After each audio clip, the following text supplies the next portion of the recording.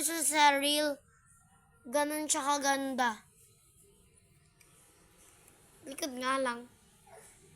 Yung legs niya kasi. Pero mo, pwede siya maglakad. Ano, iya. Iya. Ayan.